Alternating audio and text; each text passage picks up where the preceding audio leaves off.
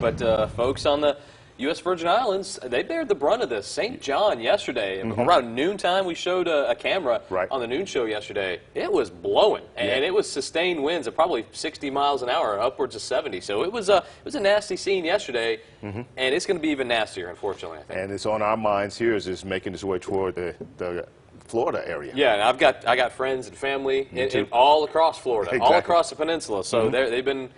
My phone's been ringing off the hook. Yeah, you got to check on them. Yes, they do. Yes, and we're going to be talking about Dorian all the way through the Labor Day weekend. And here it is. Dorian is not the most impressive-looking storm in the world.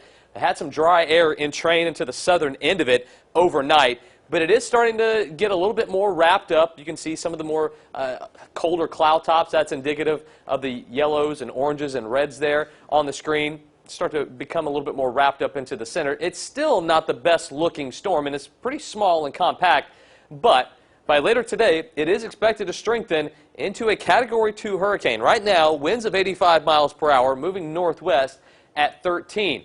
That northwestward movement not going to change too much here over the next 24 hours or so.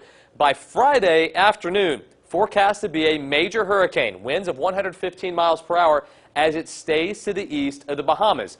No land interaction at all for the next 72 hours until it gets to close to Florida and into the Bahamas Islands.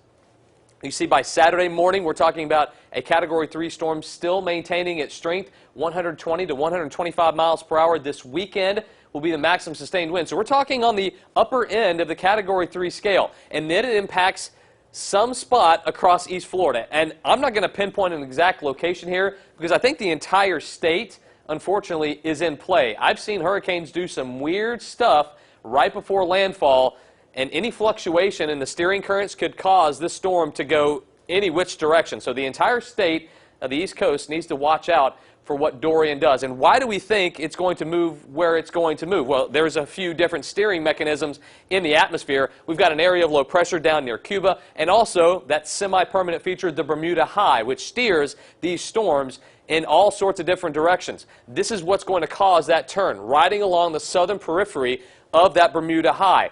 As it goes through the weekend, if that high stays strong enough and blocks that northerly trek, it will move into Florida, basically due west through the state, and then it will start to make that northwesterly turn around the outer edges of this high, and that would protect us. Alabama would be spared any sort of direct impacts from Dorian, and actually, if it makes that northeasterly turn, our weather looks pretty good around here for next week. Let's talk about what's going on right now outside your door. 64 degrees now in Summerton, and temperatures are very comfortable. Low 60s, mid 60s, and even some upper 50s to start off the day.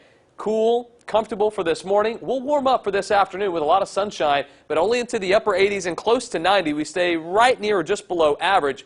For tomorrow, we'll be a little bit warmer, but still low humidity. Not a bad day at all for Friday. Tons of sun, low humidity today, upper 80s for highs. Tonight, we drop down into the 60s when you wake up early tomorrow morning. Like we said, some spots will wake up in the 50s to start off your Friday. Temperatures, though, rebound into the low 90s Friday afternoon. More of the same for Saturday. Maybe a little twinge of humidity back in the air Saturday.